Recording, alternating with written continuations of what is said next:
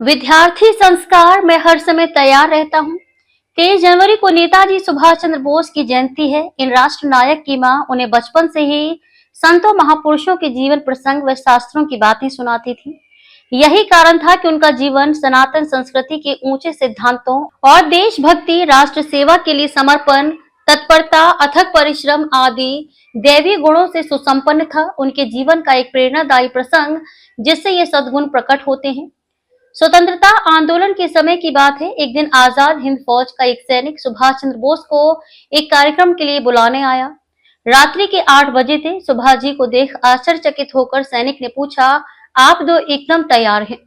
सुभाष, मैं हर समय तैयार रहता हूँ। फिर सहज मुस्कुराते हुए बोले, आखिर मेरा सब कुछ जब मातृभूमि के लिए समर्पित है तब ऐसी तत्परता भी चाहिए ना।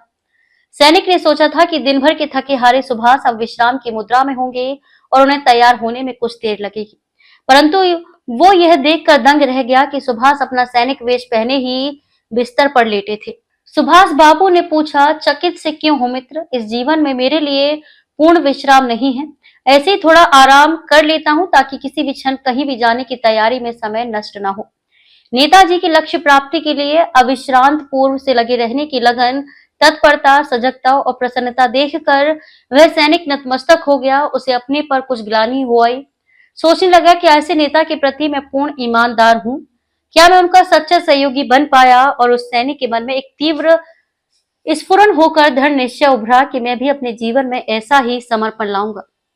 उसके जीवन ने करवट ले ली और नेता जैसी सजगता, तत्परता उसके जीवन में छा गई तथा जीवन भर वह एक आदर्श सैनिक के रूप में नवाजा गया।